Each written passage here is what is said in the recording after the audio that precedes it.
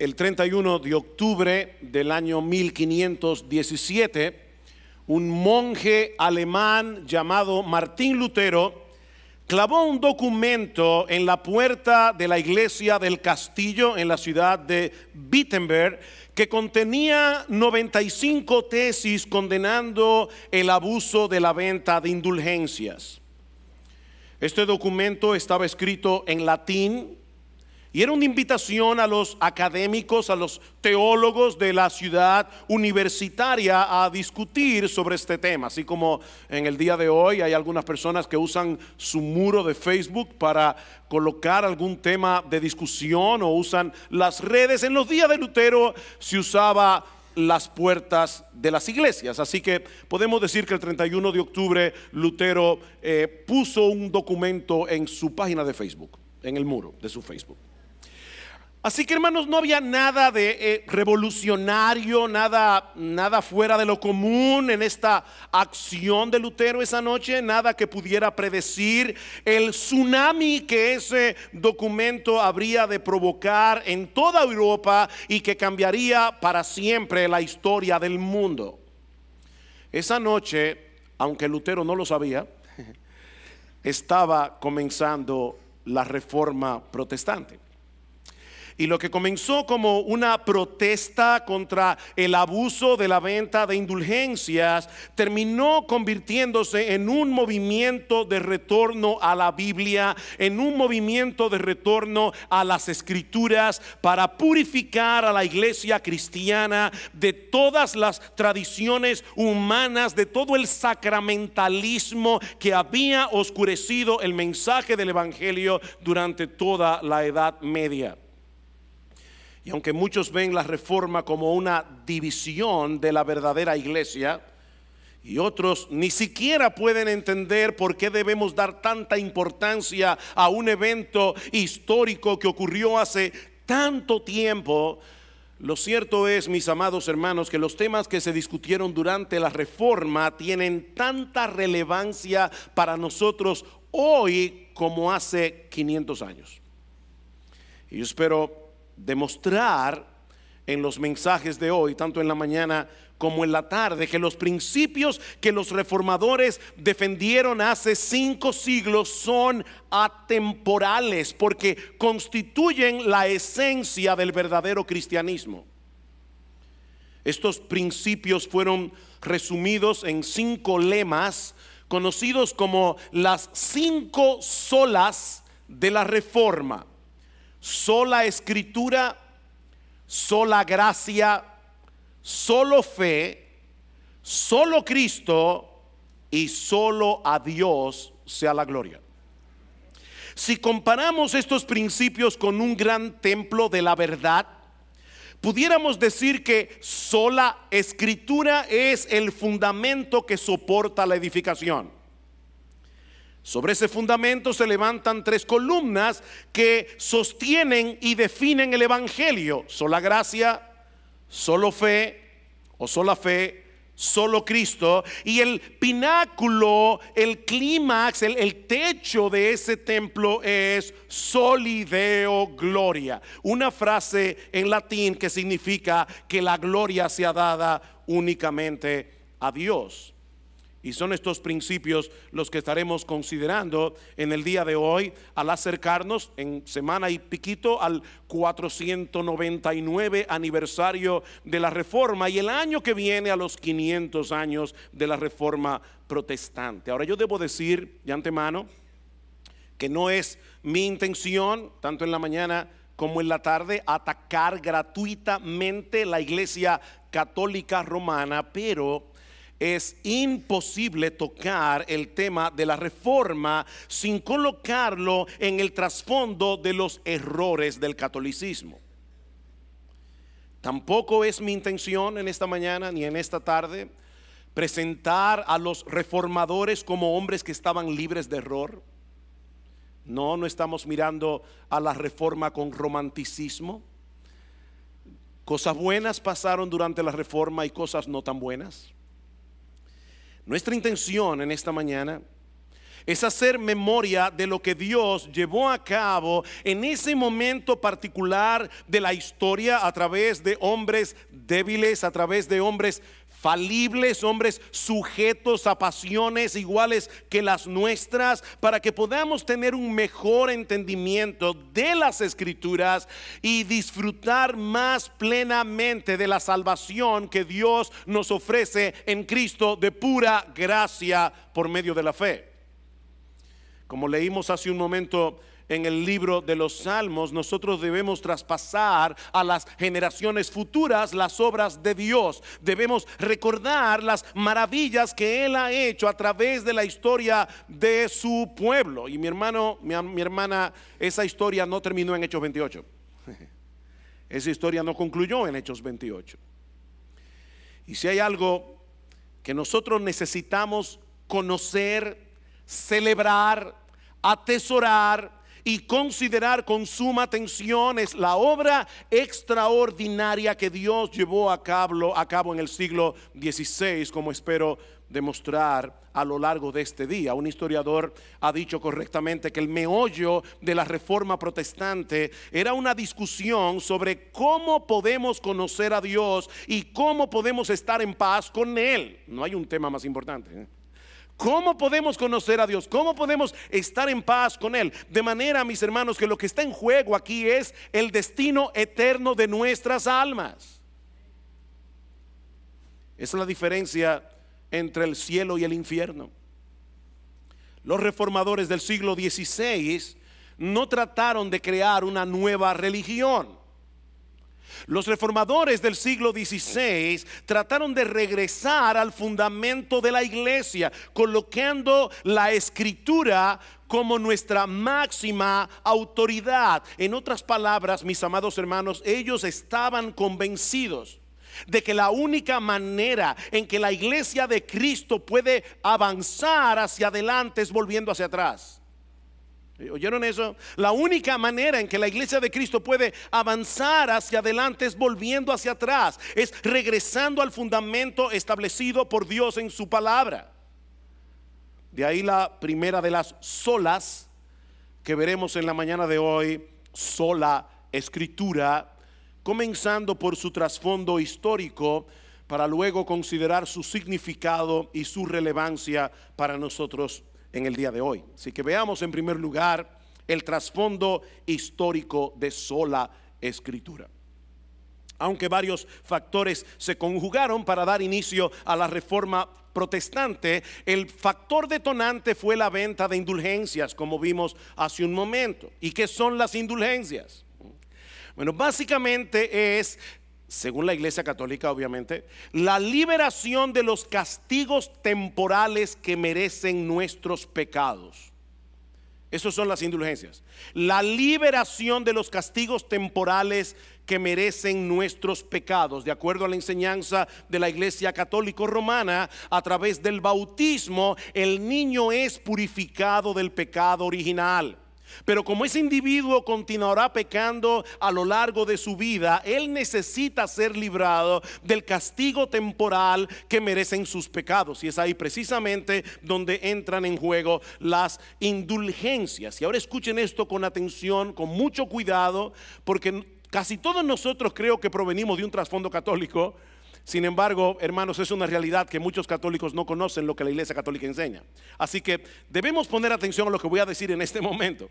Según la Iglesia Católica, además del Señor Jesucristo, que era perfecto, hay algunas personas como la Virgen María y todos aquellos que el Vaticano ha considerado, declarado como santos, que acumularon a lo largo de su vida un superávit de buenas obras. O sea, ellos fueron tan buenos que no solo tenían suficiente buenas obras para salvarse a ellos mismos, sino que tenían un superávit que puede ser transferido a los que lo necesiten. Ese superávit conocido como el tesoro de méritos y satisfacciones de Cristo, de María y de los santos, es administrado por el Papa a través de las indulgencias. Lo que esto quiere decir es que debido a ese superávit de mérito de Cristo, de María y de los santos, se pueden reducir los castigos temporales que los creyentes comunes y corrientes merecen por sus pecados en una especie de transferencia entre cuentas. Es la idea. De paso, esta doctrina continúa vigente en la Iglesia Católica en el día de hoy. De hecho, la última gran venta de indulgencias la proclamó el Papa Francisco en el año 2013 en Brasil, y aún se ofreció indulgencia plenaria a todos aquellos que, aunque no pudieran acudir al evento en Brasil, pudieran seguirlo por Twitter. Indulgencia plenaria. De hecho, si usted va a Roma, en el aeropuerto de Roma se venden indulgencias. O sea, se le explica cómo comprar indulgencias o cómo obtener, porque ya no se venden, pero cómo obtener indulgencias en el día de hoy. Como la guerra entre los turcos o contra los turcos y la construcción de la Basílica de San Pedro requerían de una enorme cantidad de dinero, en los días de Lutero el Papa León X promulgó una gran venta de indulgencias. Y la persona encargada en Alemania de este singular negocio fue un astuto y persuasivo fraile dominico llamado Juan Tetzel, que usaba su impresionante oratoria para capturar la mente de los ignorantes, prometiéndoles el perdón de sus pecados y la liberación del purgatorio de sus familiares muertos. Las indulgencias, decía Tetzel, son la dádiva más preciosa y más sublime de Dios. Esta cruz, porque siempre llevaba con él una cruz de madera, esta cruz tiene tanta eficacia como la misma cruz de Jesucristo. Venid, oyentes, y yo os daré bulas por las cuales se os perdonarán hasta los mismos pecados que tuvieseis intención de cometer en el futuro. No hay pecado, por grande que sea, que la indulgencia no pueda perdonar. Ni aun el arrepentimiento es necesario. Y hablando de las almas de los familiares muertos, Tetzel decía con mucho dramatismo en su discurso: en el mismo instante en que la pieza de moneda resuena en el fondo de la caja, el alma sale del purgatorio. Oh gentes torpes y parecidas casi a las bestias, que no comprendéis la gracia que se os concede tan abundantemente. Tetzel llegó a decir: yo he salvado más personas del purgatorio que Cristo con su muerte en la cruz del Calvario. Y fue contra ese abuso que Lutero protestó en sus 95 tesis. Ahora, lo que yo quiero resaltar en esta mañana es que en el trasfondo de esta controversia con respecto a la venta de las indulgencias había un asunto mucho más fundamental. ¿Cuál es la base de autoridad sobre la cual podemos diferenciar con toda certeza la verdad del error en asuntos de doctrina? ¿Cómo podemos decidir quién tiene la razón y quién no la tiene? La Iglesia Católica Romana descansaba en la enseñanza de la Biblia más la tradición, más los concilios, más la autoridad del Papa. Pero tanto Lutero como los demás reformadores descansaban únicamente en la Biblia como su única fuente de autoridad para resolver toda discusión. De ahí el lema: sola escritura. No la escritura y la tradición, no la escritura y los concilios, no la escritura y el Papa, solo la escritura, solo la Biblia, solo la palabra de Dios. En enero de 1521 Lutero fue llamado a comparecer ante la Dieta de Worms, delante nada más y nada menos que de Carlos V, recién electo como emperador del Sacro Imperio Romano Germánico. Era el hombre más poderoso de la tierra. Y de paso, la palabra dieta, no piensen en una dieta, las asambleas en las que se trataban los asuntos del imperio eran llamadas en alemán Reichstag, que significa en español dieta imperial. Ante esta dieta compareció Martín Lutero, pensando que él tendría la oportunidad de defender sus puntos de vista, pero para sorpresa suya, solo se le permitió responder dos preguntas. Si los escritos que estaban sobre una mesa, estaban todos los escritos de Martín Lutero allí, eran suyos, y si él se retractaba de todos ellos. A la primera pregunta, Lutero respondió que sí, pero pidió tiempo para responder la segunda pregunta. Y se le concedieron 24 horas. Al comparecer ante la dieta al día siguiente, Lutero manifestó su disposición a retractarse de todos sus escritos, siempre y cuando le mostraran a través de la Biblia dónde se había equivocado. Pero se le dijo tajantemente que no estaban allí para refutar nada ni para discutir nada, sino para saber si él se retractaba o no. Y entonces Lutero pronunció estas famosas palabras en la dieta de Worms: si no me convencen mediante testimonios de las Escrituras o por un razonamiento evidente, puesto que no le creo al Papa ni a los concilios solos, porque consta que han errado frecuentemente y se han contradicho a sí mismos, quedo sujeto a los pasajes de las Escrituras aducidos por mí, y mi conciencia está cautiva de la palabra de Dios. Yo no puedo ni quiero retractarme de nada, porque no es prudente ni recto obrar contra la conciencia. Que Dios me ayude. En ese momento, Carlos V, no me aplaudan a mí, no fui yo que dije eso, pero en ese momento Carlos V decretó que cualquiera que matara a Lutero estaba libre de culpas. Pero el elector de Sajonia, Federico el Sabio, lo protegió. O mejor dicho, Dios lo protegió a través de Federico el Sabio. Pero hermanos, en ese momento Lutero estaba declarando de la manera más clara posible que la palabra de Dios está por encima de cualquier opinión, está por encima de cualquier autoridad humana. Eso es lo que significa el principio sola escritura. La idea no es que vamos ahora a despreciar la contribución de hombres a quienes Dios ha dado dones para enseñar su palabra, teólogos y maestros que ha tenido la iglesia a través de los siglos. De hecho, los mismos reformadores citaban a menudo a los padres de la iglesia de memoria, sobre todo a Agustín de Hipona. Pero mis hermanos, no importa cuán dotados, cuán entendidos puedan llegar a ser un grupo de hombres en su conocimiento de la Biblia, ninguna opinión humana puede tener más autoridad que la revelación de Dios en su palabra.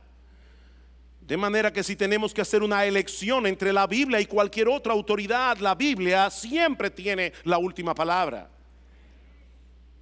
Ahora, para poder comprender mejor lo que implica adherirse a este principio de la reforma, y de hecho si tú eres miembro de Iglesia Bíblica del Señor Jesucristo, tú tienes que adherirte a este principio de la reforma, es necesario que veamos algunas de sus presuposiciones, porque este principio presupone algunas cosas. Por un lado, y en su nivel más fundamental, afirmar el principio de sola escritura implica creer en la inspiración de la palabra de Dios. Es decir, es creer que aunque la Biblia fue escrita por hombres, y eso es así realmente, cada una de sus palabras fueron inspiradas por el Espíritu Santo. Pablo dice en 2 Timoteo capítulo 3 versículo 16: toda escritura es inspirada por Dios y útil para enseñar, para redarguir, para corregir, para instruir en justicia, a fin de que el hombre de Dios sea perfecto, sea maduro, enteramente preparado para toda buena obra. El Espíritu Santo guió de tal manera a los autores humanos de la Biblia que todo lo que ella dice es Dios el que lo dice. Todo lo que dice la Biblia es Dios el que lo dice, es la palabra de Dios. real y efectivamente. Por eso decía Calvino en sus instituciones que cuando los creyentes leen la Biblia es como si oyeran al propio Dios dirigirse a ellos. Me encanta mejor como lo dice Piper, un pastor contemporáneo. Él dice: ¿tú quieres oír audiblemente la voz de Dios? Lee la Biblia en voz alta. Cada una de las palabras de la Biblia, no solamente sus ideas en sentido general, cada una de las palabras de la Biblia fueron inspiradas por Dios. El Señor Jesucristo dice en Mateo capítulo 5 versículo 18 que hasta que pasen el cielo y la tierra no se perderá ni la letra más pequeña ni una tilde de la ley hasta que todo se cumpla. Desde Génesis hasta Apocalipsis, Dios es responsable por cada una de las palabras que nosotros encontramos en la Biblia. En segundo lugar, y estrechamente ligado a lo anterior, creer en sola escritura es afirmar que la Biblia es inerrante y es infalible. La Biblia no tiene error, la Biblia no se equivoca. ¿Saben por qué? Porque Dios no se equivoca. La Biblia no se equivoca porque Dios no se equivoca. La Biblia es completamente veraz. La Biblia es absolutamente confiable. Mis hermanos, Dios honrará cada una de sus promesas. Dios cumplirá cada una de sus profecías. Dios llevará a cabo cada uno de sus juicios, cada una de sus advertencias. Los concilios y los papas se han equivocado, como dijo Lutero. Pero la Biblia es la palabra de Dios y Él no miente, ni se puede equivocar. La ley del Señor es perfecta, dice el Salmo 19, versículo 7. Y en el versículo 6 del capítulo 12 de los Salmos dice: las palabras de Jehová son palabras limpias como plata refinada en horno de tierra, purificada 7 veces. Mis hermanos, podemos confiar y descansar en todo lo que la Biblia dice, porque es Dios mismo el que nos habla por medio de su palabra. En tercer lugar, creer en sola escritura es declarar que solo la Biblia tiene autoridad suprema sobre la conciencia de los hombres. Solo la Biblia. Y una vez más, una cosa se deriva de la otra. Si solo la Biblia es inspirada, y solo la Biblia es sin error, y solo la Biblia es infalible, entonces, mis hermanos, no puede existir ninguna persona, ninguna institución que tenga sobre nosotros más autoridad que la Biblia. Es por eso que Lutero decía que colocar tu opinión a la par de la Biblia o por encima de la Biblia es en realidad levantarte por encima de Dios mismo. ¡Qué osadía! Pero eso era exactamente lo que estaba ocurriendo durante la Edad Media. La tradición, los concilios, los papas tenían en la práctica más autoridad que la Biblia misma. Y mis hermanos, no piensen ni por un momento que ese es un problema exclusivo de la Iglesia Católica Romana. Aunque las iglesias evangélicas dicen no creer en un papa infalible, lo cierto es que en muchos casos sus tradiciones están por encima de la palabra de Dios. Y algunos pastores son cuasi papas en un sentido funcional. Actúan de cara a la iglesia como si sus opiniones personales tuvieran la misma autoridad de la Biblia o incluso una autoridad mayor. Pero mis hermanos, si bien es cierto que los pastores tienen autoridad porque Dios mismo les ha concedido autoridad, es una autoridad delegada, es una autoridad que está por debajo de la autoridad de la Biblia. Lo que eso significa en la práctica, mis queridos hermanos, miembros de Iglesia Bíblica del Señor Jesucristo, es que si alguno de nosotros comienza a predicar en este púlpito algo que sea contrario a la Biblia, algo que sea que no se encuentre en la Biblia, y alguno de nosotros pretenda amarrar vuestras conciencias a nuestras opiniones personales, es vuestra responsabilidad como miembros de esta iglesia no permitirlo. Es vuestra responsabilidad no permitir que ningún pastor de esta iglesia, ni ahora ni nunca, se coloque por encima de la Biblia. Escuchen lo que Pablo le escribe a los Gálatas en Gálatas capítulo 1 versículos 6 al 9. Yo estoy maravillado, le dice Pablo, de que tan pronto os hayáis alejado del que os llamó por la gracia de Cristo para seguir un evangelio diferente. No que haya otro evangelio, sino que hay algunos que os perturban y quieren pervertir el evangelio de Cristo. Y ahora escuchen lo que dice el apóstol Pablo: mas si aún nosotros o un ángel del cielo os anunciare otro evangelio diferente del que os hemos anunciado, sea anatema, sea maldito de Dios. Y por si acaso no entendieron, dice Pablo otra vez, como antes hemos dicho también, ahora lo repito: si alguno os predica diferente evangelio del que habéis recibido, sea anatema. Ningún ser humano puede colocarse por encima de la Biblia, ni siquiera los apóstoles, y mucho menos los pastores, porque ningún ser humano tiene más autoridad que Dios. A la ley y al testimonio, dice en Isaías 8:20, si no dijeren conforme a esto, es decir, si sus palabras y sus opiniones no son conformes a la palabra de Dios, es porque no les ha amanecido, dice Isaías. Es porque no han recibido luz en su entendimiento por el Espíritu Santo. Todavía están en tinieblas. En cuarto lugar, al declarar el principio de sola escritura, los reformadores afirmaban también la claridad intrínseca de la palabra de Dios. ¿Y por qué esto es importante? La claridad intrínseca de la palabra de Dios, porque la Iglesia Católica Romana enseñaba que solo el Papa y solo los líderes de la Iglesia podían interpretar la Biblia correctamente. Durante la Edad Media, la Iglesia Católica se atribuía el derecho exclusivo de interpretar la Biblia. Pero hermanos, Dios inspiró su palabra para que todos pudieran leerla.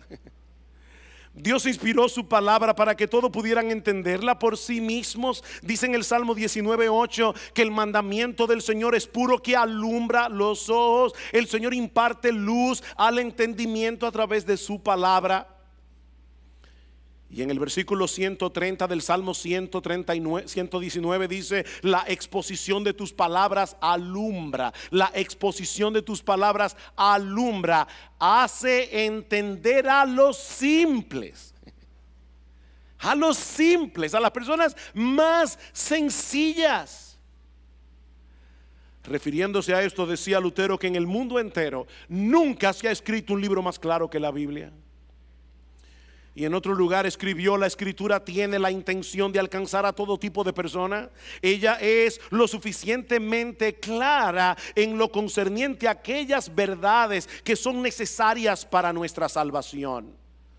Por supuesto, mis hermanos, eso no elimina la realidad de que en la Biblia hay algunas cosas que sean difíciles de interpretar. Pero esa dificultad se encuentra en los lectores, no en la Biblia. No en las escrituras. En otras palabras, es debido a nuestra ignorancia de la gramática, a nuestra ignorancia del vocabulario, a nuestra ignorancia del contexto, que algunas cosas de la Biblia resultan difíciles de entender para ciertas personas. Pero ¿saben qué, mis hermanos? Ninguna de esas cosas oscurecen el significado de las doctrinas más importantes de las escrituras. Y no hay ningún pasaje oscuro en la Biblia que no pueda ser interpretado correctamente por otros pasajes más claros. Así que, mi hermano, Dios escribió la Biblia para que tú la leas y para que tú la interpretes. En quinto lugar, aceptar el principio de sola escritura presupone también la completa suficiencia de la palabra de Dios. ¿Y qué quiere decir eso? Que la Biblia dice todo lo que tiene que decir para cumplir plenamente el propósito para el cual Dios la inspiró. O sea, la Biblia no es suficiente para todo lo que a ti se te ocurra. La Biblia no es suficiente para que un doctor sepa cómo sanar a un paciente. La Biblia no es suficiente para que un ingeniero sepa cómo construir una casa. No, la Biblia es suficiente para cumplir plenamente el propósito para el cual Dios la inspiró, como bien señala nuestra confesión de fe, la confesión de fe de Londres de 1689. Todo el consejo de Dios tocante a todas las cosas necesarias para su propia gloria, para la salvación del hombre, para la fe, para la vida, está expresamente expuesto o necesariamente contenido en la Santa Escritura, a la cual nada ha de añadirse, ni por nueva revelación del Espíritu, ni por las tradiciones de los hombres. La Biblia es suficiente. La Biblia es suficiente para conocer salvadoramente a Dios en Cristo. La Biblia es suficiente para crecer en santidad. Mis hermanos, gloria al Señor. La Biblia es suficiente para darnos consuelo en la aflicción. La Biblia es suficiente para que podamos lidiar con los problemas del alma humana. La Biblia es suficiente para guiar a la iglesia. La Biblia es suficiente para salvar a los perdidos. La Biblia es suficiente. Eso es lo que Pablo le escribe a Timoteo en el texto que citamos hace un momento. Toda la Escritura es inspirada por Dios y útil para enseñar, para redarguir, para corregir, para instruir en justicia, a fin de que el hombre de Dios sea perfecto, completo, maduro, bien equipado para toda buena obra. ¿Saben qué es lo que Pablo le está diciendo a Timoteo? Timoteo, no hay nada que tú necesites para alcanzar la madurez. Timoteo, no hay nada que tú necesites para pastorear adecuadamente la iglesia que tú no lo encuentres en la Biblia. La Biblia es suficiente. En sexto lugar, aceptar el principio de sola escritura es reconocer que solo la palabra de Dios es usada con poder por el Espíritu Santo para llevarnos a Cristo y transformarnos a su imagen. Solo la palabra de Dios es usada con poder del Espíritu Santo para llevarnos a Cristo y para transformarnos conforme a su imagen. No hay ningún otro libro del mundo que tenga el poder transformador de la Biblia. No lo hay. La palabra de Dios es viva y eficaz, dice en Hebreos capítulo 4 versículo 12, y más cortante que toda espada de dos filos, y penetra hasta partir el alma y el espíritu, las coyunturas y los tuétanos, y discierne los pensamientos y las intenciones del corazón. Por eso alguien decía: lo importante no es lo que yo digo de la Biblia, es lo que la Biblia dice de mí. La Biblia es un espejo y tú te ves exactamente como eres cuando lees la Biblia. Es por medio de su palabra y solo por medio de su palabra que Dios nos lleva a Cristo, que Dios nos revela a Cristo, para que contemplando su gloria en las páginas de las Escrituras seamos transformados de gloria en la misma imagen de nuestro Señor y Salvador. Ningún otro libro del mundo puede hacer eso. Ven, hermanos, que los reformadores no se inventaron el principio de sola escritura. Ellos no se inventaron ese principio. Ellos fueron guiados por el Señor para colocar la Biblia en el lugar que le corresponde. La Biblia debe ser nuestra máxima autoridad, porque Dios es nuestra máxima autoridad. Y la Biblia es su palabra. La Biblia es su palabra. Lo que quisiera considerar en los minutos que nos restan es por qué debemos celebrar y atesorar el hecho de que el Señor haya guiado a los reformadores a volver a poner en alto el principio de sola escritura. Como decía al principio de este mensaje, hermanos, no es nuestra intención idolatrar a ningún hombre. Aquí no idolatramos a Lutero. Aquí no idolatramos a Calvino, aquí no idolatramos a Ulrico Zwinglio. Aquí no adoramos a ningún hombre.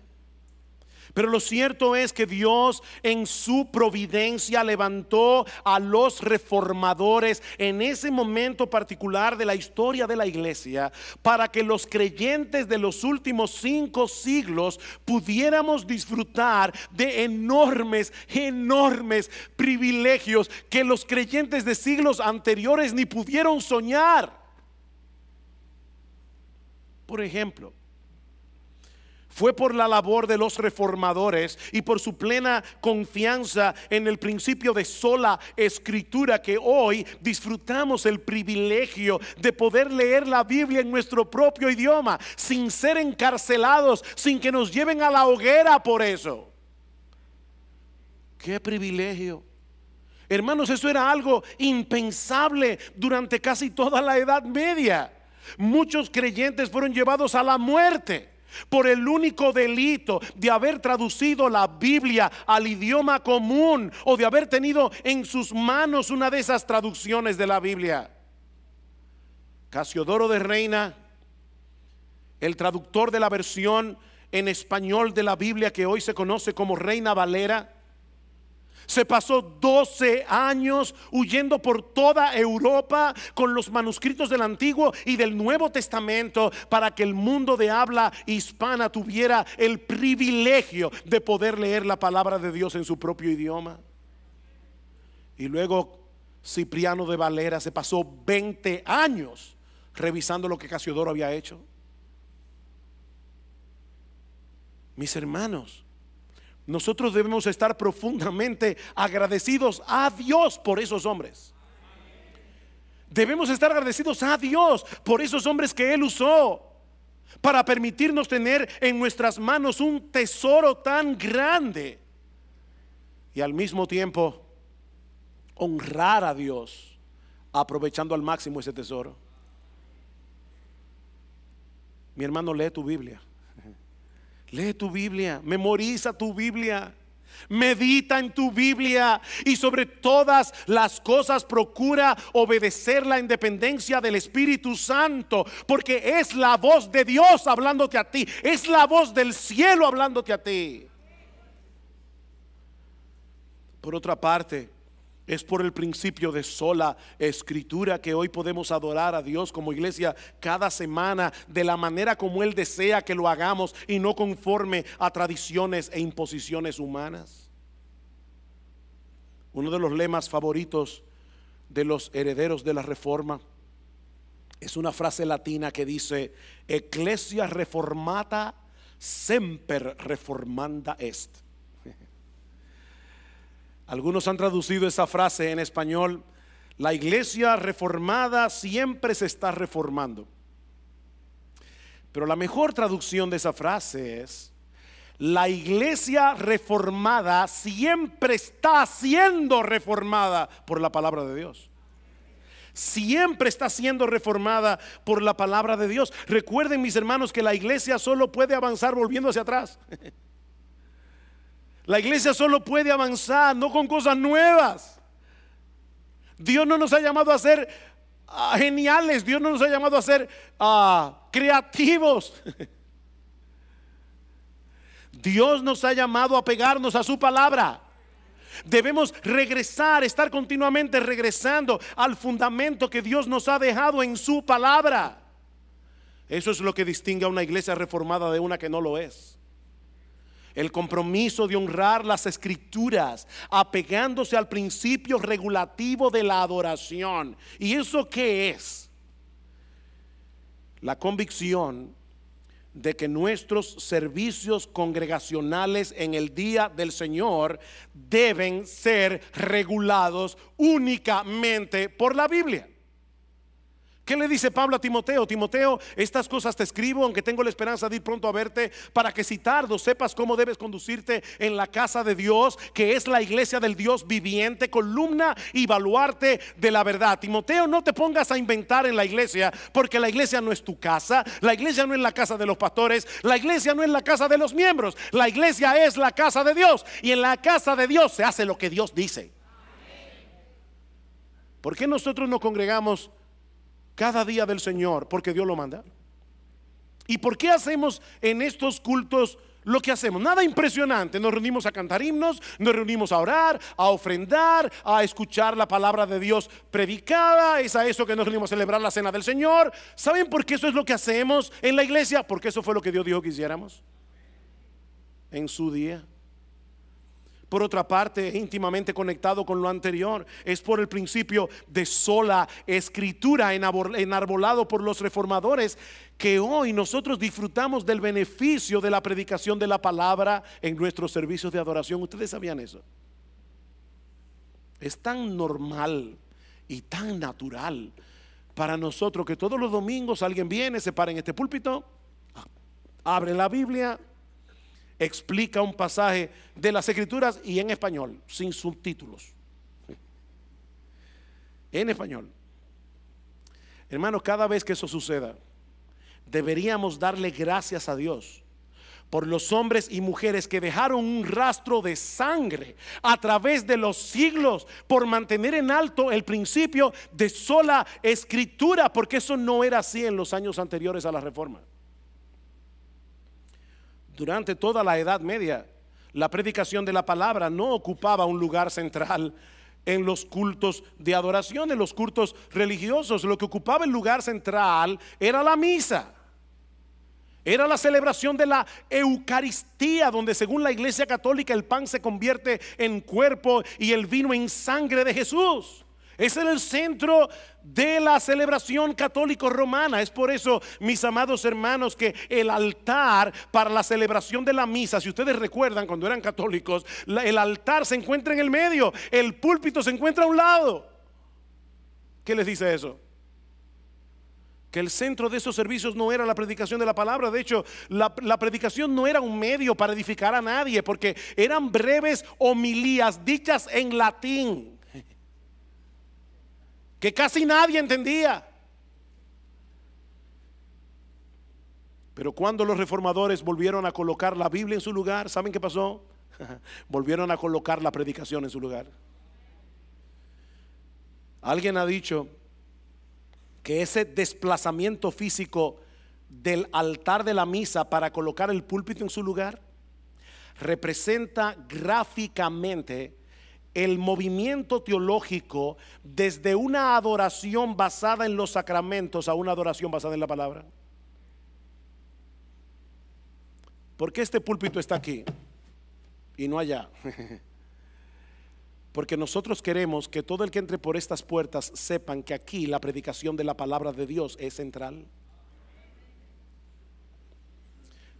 Y lamentablemente, hermanos, esa no es la realidad de muchas iglesias evangélicas en el día de hoy. Hay muchas cosas que han desplazado o sustituido la predicación de la palabra. ¿Por qué? Porque han dejado caer a tierra el principio de sola escritura. Y es importante resaltar aquí que no son los líderes únicamente los que deben mantener en alto esa bandera.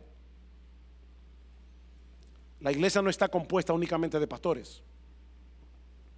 Son los miembros de la iglesia, mis hermanos, junto a sus líderes, los que deben defender y mantener a toda costa el principio de sola escritura.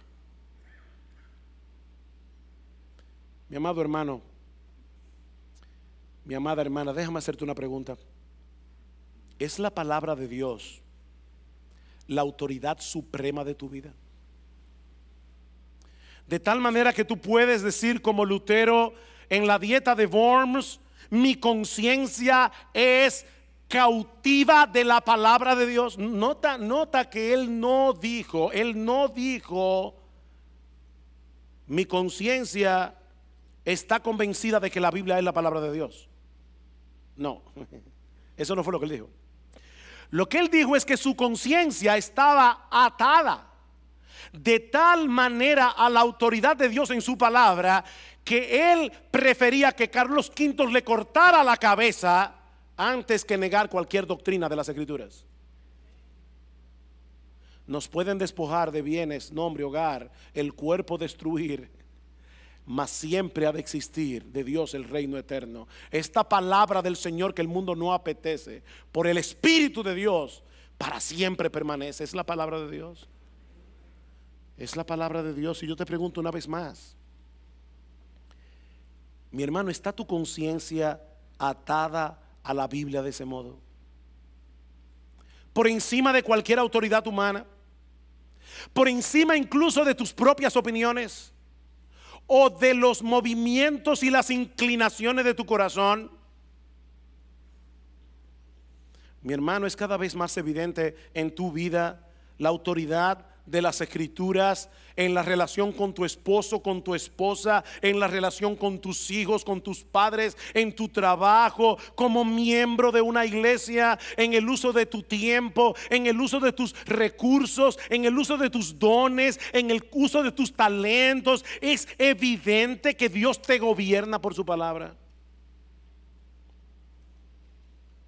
Oh, mis amados hermanos, que el Señor nos ayude a cada uno de nosotros a atar nuestras conciencias a la palabra de Dios, de tal manera que ante toda opinión humana que contradiga este libro, nosotros podamos decir como Pablo en Romanos capítulo 3, que sea Dios veraz y todo hombre mentiroso.